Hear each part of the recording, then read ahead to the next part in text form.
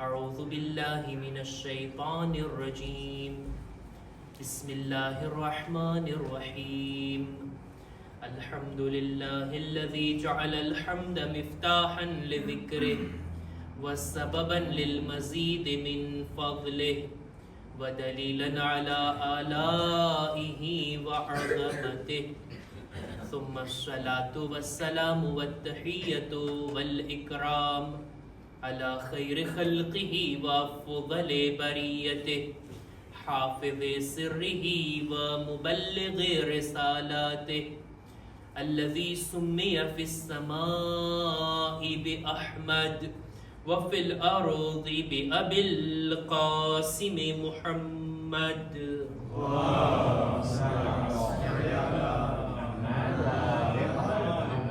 وعلى أهل بيته الطيبين الطاهرين المعصومين المظلومين ولعنة الله على أعدائهم أجمعين أما بعد فقد قال الله سبحانه وتعالى في كتابه الكريم وهو أصدق القائلين وقوله الحق بسم الله الرحمن الرحيم إنا لننصر رسلنا والذين آمنوا في الحياة الدنيا ويوم يقوم الأشهاد صلوات بر محمد وآل محمد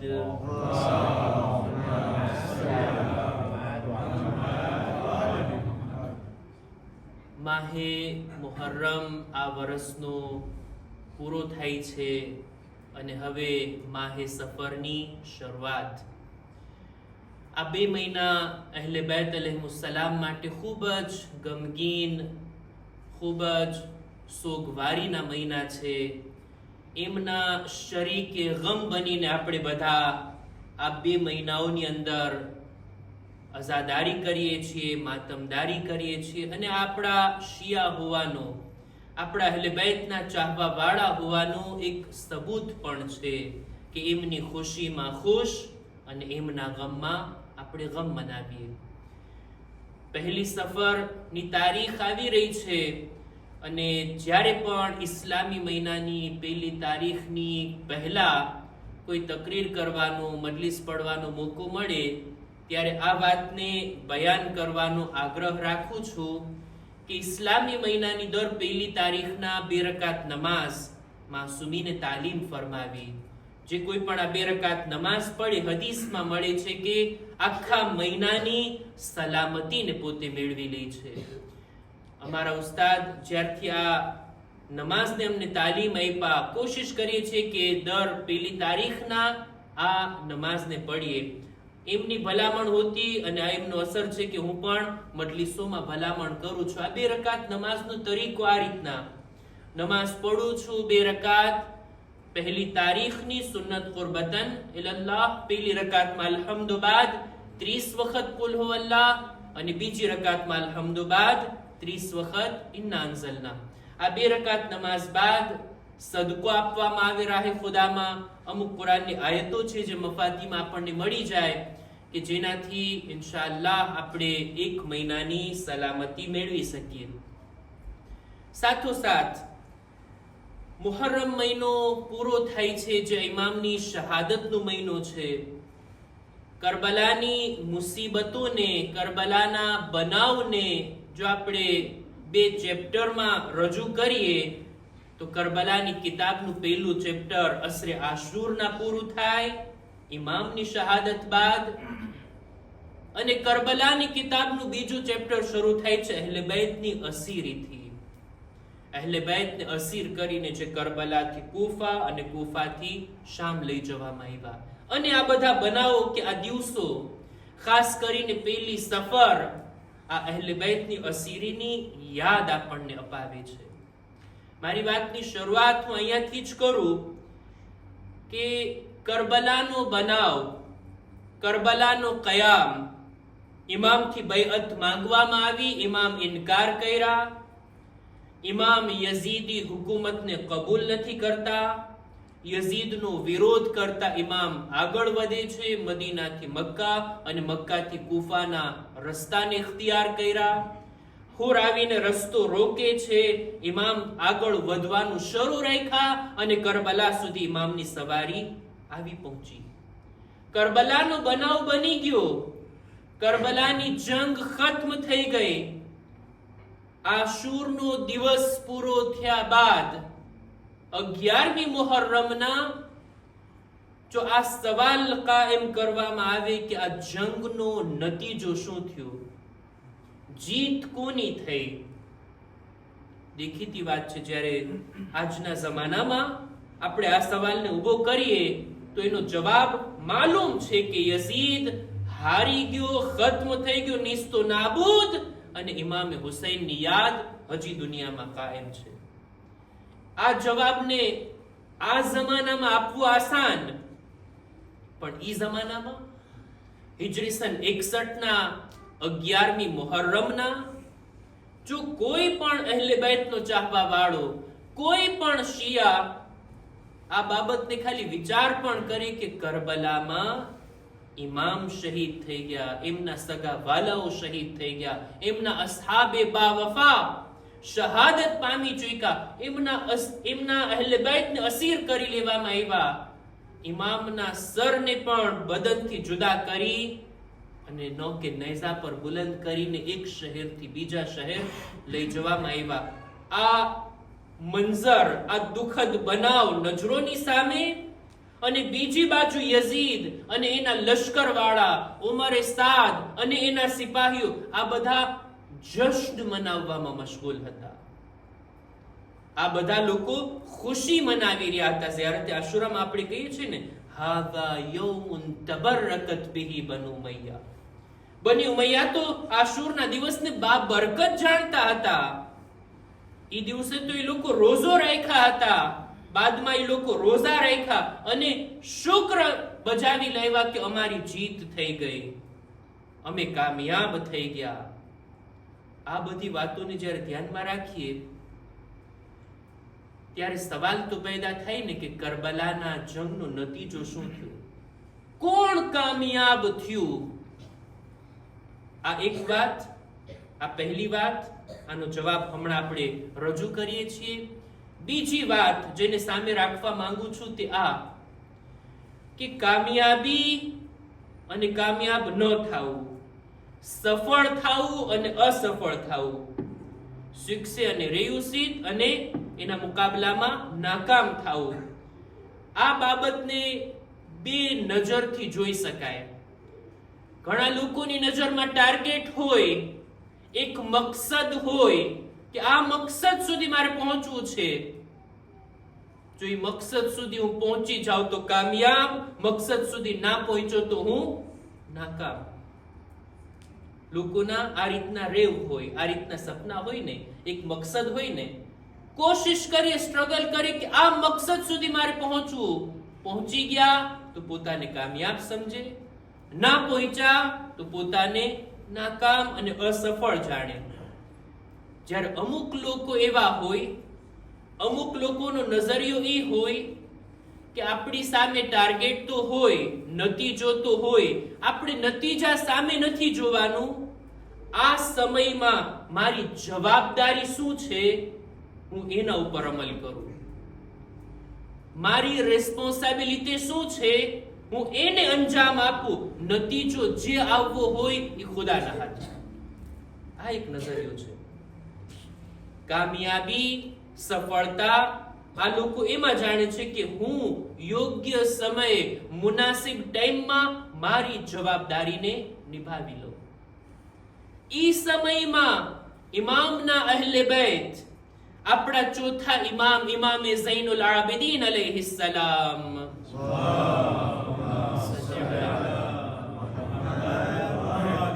અને એમની સાથે એમના ફૂફી શરીકતુલ હુસૈન હઝરતે ઝૈનબ અલૈહા સલામ,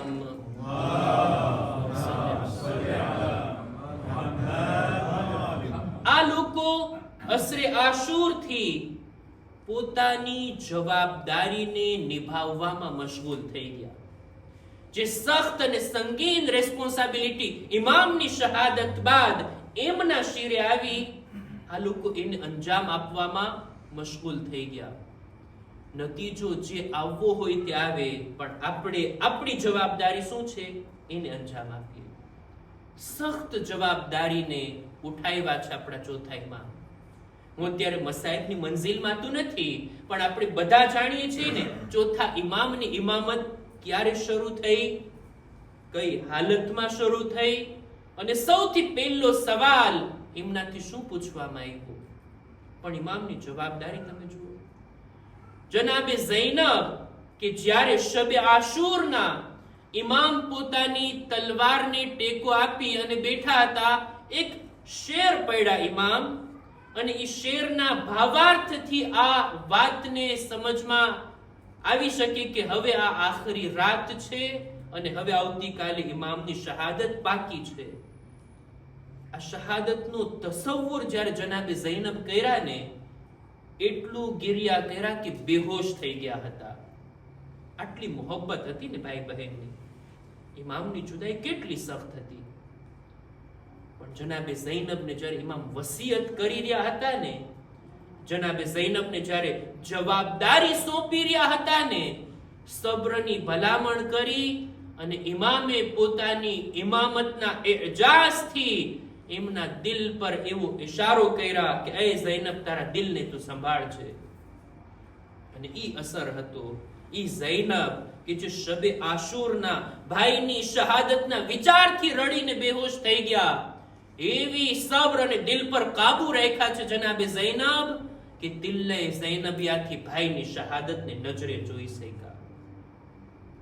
આટલું જ નહીં, 11મી મુહર્રમના અસીર થવા પહેલા જ્યારે ઇમામની લાશ પાસેથી એમને પસાર કરવામાં આવ્યા, પોતાને સવારીથી પછાડી દીધા, ઇમામના આ પામાલ થયેલા લાશની આજુબાજુ તવાફ કરીને ખુદાની બારગાહમાં કહે છે, રબ્બના તકબ્બલ મિન્ના હાઝલ કુરબાન, ખુદાયા અમારી આ કુરબાનીને તું કબૂલ કરજે. જવાબદારીને સમજે છે જનાબે ઝૈનબ, જવાબદારી ઉપર અમલ કરે છે. જ્યારે કરબલાથી કૂફા, કૂફાથી શામ, બાજારમાં પણ અને દરબારમાં પણ ખુતબા આપ્યા છે. જવાબદારી છે. આ જવાબદારીને તેઓ અંજામ આપ્યા છે. બહરહાલ અહેલે હરમે પોતાની જવાબદારીને બખૂબી નિભાવી ઇમામની શહાદત બાદ. આ વાત તો બાકી. આવીએ પહેલા સવાલમાં કે આ ઇમામના આ કયામનો નતીજો શું થયો. ખુદાવંદે આલમે ઇમામે હુસૈનની આ કુરબાનીની સફળતાને કેવી રીતના રાખી છે, એનો નતીજો શું થયો. મદીનાની અંદર આપણા ચોથા ઇમામ ઇમામે ઝૈનુલ આબિદીન અલૈહિસ્સલામ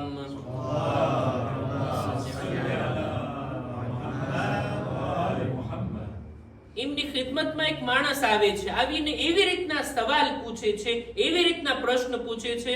રાવીનું નામ છે ઇબ્રાહિમ ઇબ્ન તલ્હા. એના સવાલનો અંદાજ એમ છે જાણે કે પૂછતો નથી, બલકે મેણું મારવા માટે સવાલ કરે છે કે યા અલી ઇબ્ન અલ હુસૈન મન ગલબા, એ અલી ઇબ્ન અલ હુસૈન બતાવો, જો આ કરબલાની જંગમાં કોણ જીતું, કોની જીત થઈ, કોણ સફળ થયું. ઇમામ કોઈ નામ નથી લેતા, કોઈ ગ્રુપનો ઉલ્લેખ નથી કરતા કે અમે, મારા બાબા અને એમના સાથીઓ સફળ થયા અથવા સામે વાળાની જીત થઈ. કઈ ઇમામ નથી કહેતા. ઇમામ એક મેયાર કાયમ કરે છે.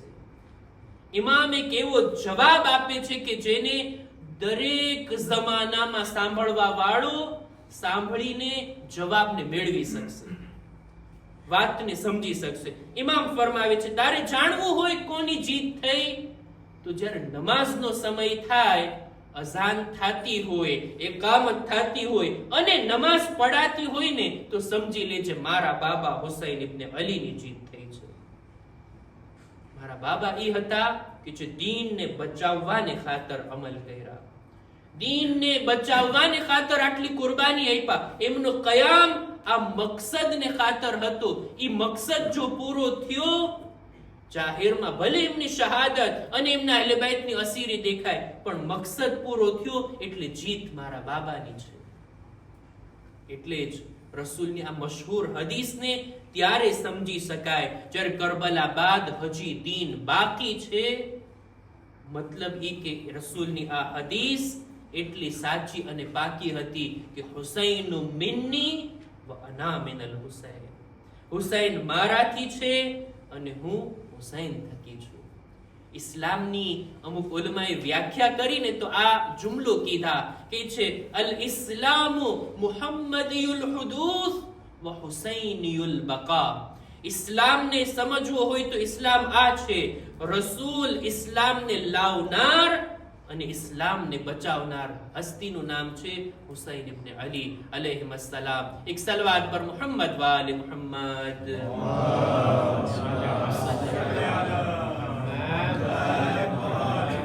મારે આ બધું બયાન કરવું છે ઈ માટે, આ પોઈન્ટ ઉપર લાવવા માટે. કુરાન મજીદની એક આયત છે, સૂરા નંબર 40 આયત નંબર 51, સૂરે ગાફિરની આ આયત જેની મેં તિલાવત કરી. ખુદાવંદે આલમ ફરમાવે છે કે ઇન્ના લનન્સુરુ રૂસુલના, બેશક અમે અમારા રસૂલોની મદદ કરશું, વલ્લઝીના આમનુ અને મુમિનીનની પણ મદદ કરશું, ફિલ હયાતી દુનિયા વ યૌમા યકૂમુલ અશહાદ, આ દુનિયામાં પણ અમે એમની મદદ કરશું અને કયામતના દિવસે જ્યારે બધા ગવાહો ગવાહી આપતા હશે ને ત્યારે પણ અમે રસૂલોની અને મુમિનીનની મદદ કરશું. આ આયતના અનુસંધાનમાં એક અહેલે સુન્નત મુફસ્સિરનું બયાન પોતે બયાન કરે છે કે ખુદાએ વાયદો કર્યો છે કુરાનમાં કે અમે ચોક્કસ દરેક રસૂલોની મદદ કરશું, દરેક મુમિનીનની અમે મદદ કરશું. જ્યારે કે આપણે જોઈએ છે તારીખમાં ઘણા પૈગંબરો એવા છે કે જેમને શહીદ કરવામાં આવ્યા. શું ખુદાએ એમની મદદ ના કરી? કેટલાય એવા ખાલિસ મુખલિસ મુમિનીન હતા કે ખુદાની રાહમાં તેઓ આગળ વધ્યા, એમને શહીદ કરી દેવામાં આવ્યા. મતલબ શું છે? ખુદાએ એમની મદદ નથી કરી.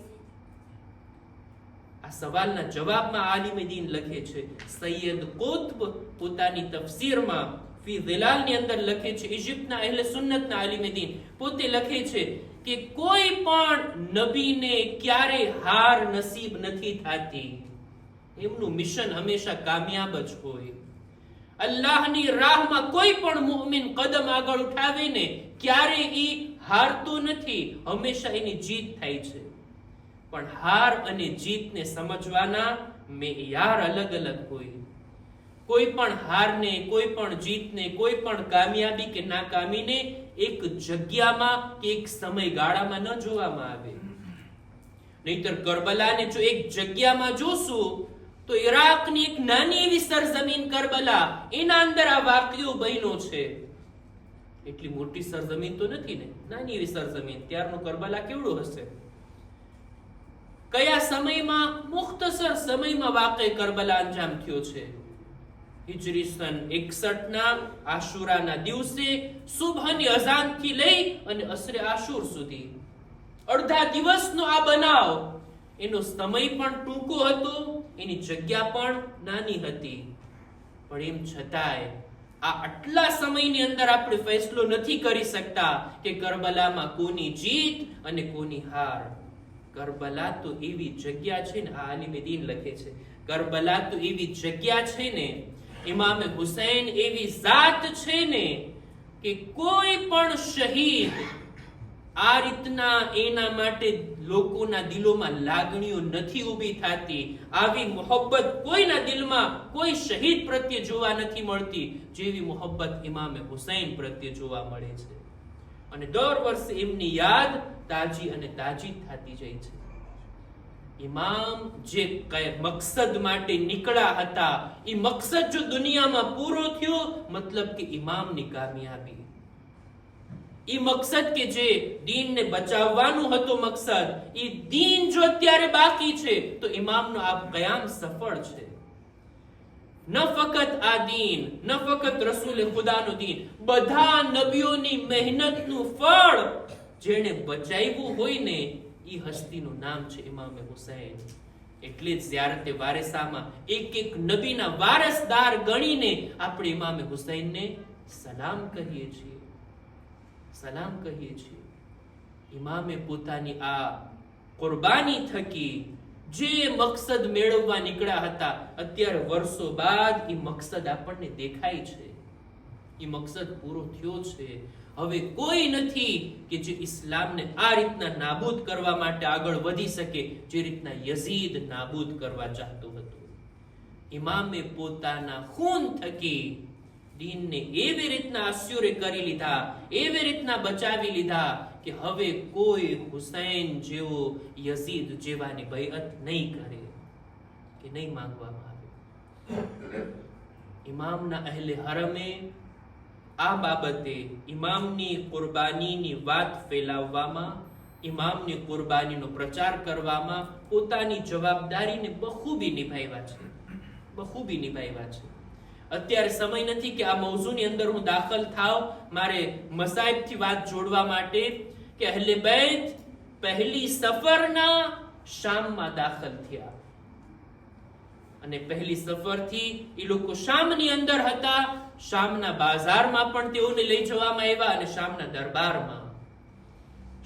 દરબારમાં જે ખુતબા આપ્યા છે ચોથા ઇમામે અને જનાબે ઝૈનબે, કૂફાની અંદર પણ અહેલે હરમે જનાબે ઝૈનબે, જનાબે ઉમ્મે કુલસુમે ખુતબા આપ્યા છે, આપણા ચોથા ઇમામે ખુતબા આપ્યા છે, બાજારમાં અને દરબારમાં.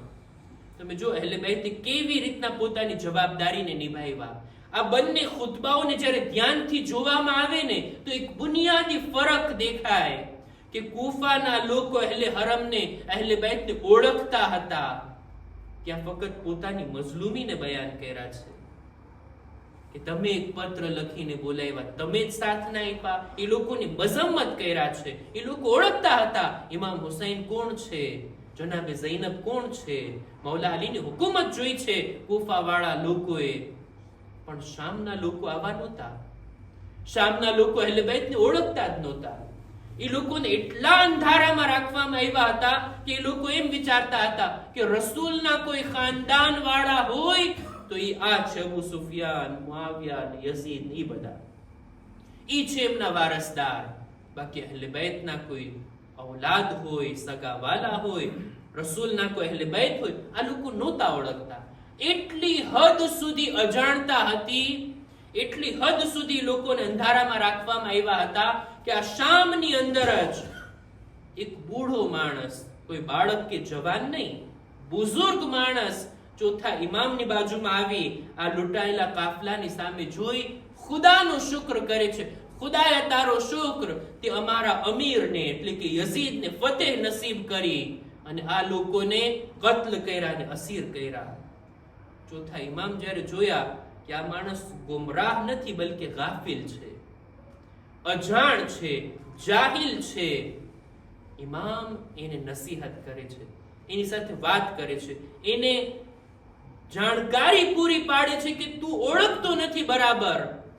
કે છે શું તે કુરાનની તિલાવત કરી છે? કે છે હા, પણ કુરાનને તમારે શું લેવા દેવા? ચોથા ઇમામ 4 આયતોને બયાન કરે છે. 4 આયતોની ઇમામ તિલાવત કર્યા.